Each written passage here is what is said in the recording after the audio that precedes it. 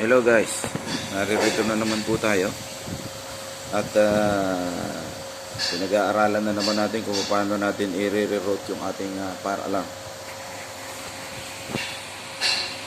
Gawa ng yung pinaka main, makikita nyo yun nasa drawing natin. Ito po, sa drawing po na yan, medyo nagkaroon ng pagbabago.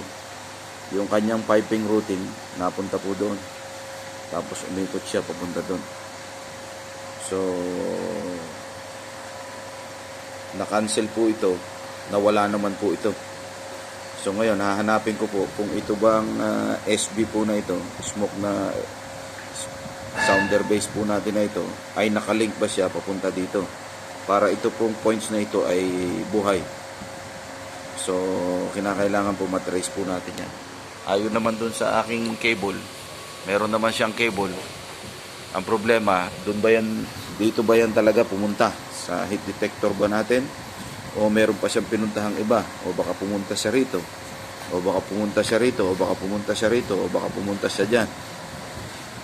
So, may mga additional points po na nangyari.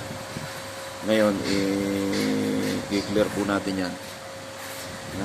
So, yan pong mga naka-highlight na yan. Yan po yung mga natapos na mabatakan ng cables. So may mga ilang mga balance na lang. So trine-trace na lang namin ngayon kung kumpleto na ba o hindi pa. Okay. So meron kami dito meron kaming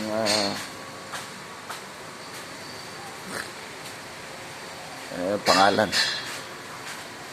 Meron kaming Quace.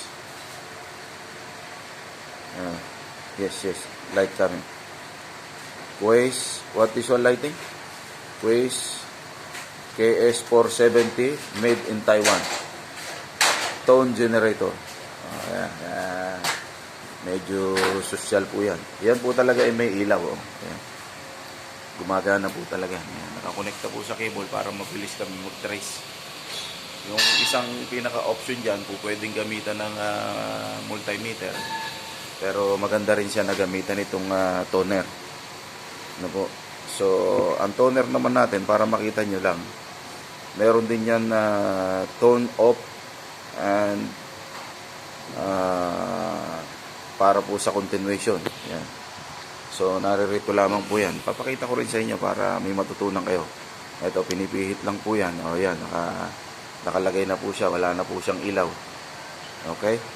Tapos ito naman, pag idilipat po natin sa kabila, ayan, para sa continuation niya, wala naman na.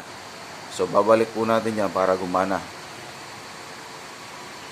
Asan yung natin bro? Sounder natin? Bye. Give me. Ayan. Ito naman po yung ginagamit natin. Ayan, yung kanyang partner. Kasi partner yan. Dalawang Quace. Okay? Kung makikita nyo po rito, ito po yung pinaka-volume niyan. Na ibig sabihin, magsimula sa mababa, papataas. Yan. Tapos ito naman yung pinaka-press button niya. At ito naman po yung kanyang amplified probe. Tapos ito naman, makikita nyo po dito sa side na ito. Ito po yung maglalabas ng sound. Ano? Kaya testing natin kasi may number yan dito. What is the number here? Start 2. Start 0. Start 0. Now. Start 0. Start 0. 1, 2, 3, 4, 5, 6, 7, 8, 9 last. and 9 last. So yan na yung pinakamataas na volume. Ngayon, pagka nakakonect na yan at may ilaw na ito, pag nakita niyo yan, pag press mo na siya dito, makikita mo yan, tutunog na yan. Yan. Kaya makikita niyo yung sounds. Pe-press mo siya muna rito. Yan.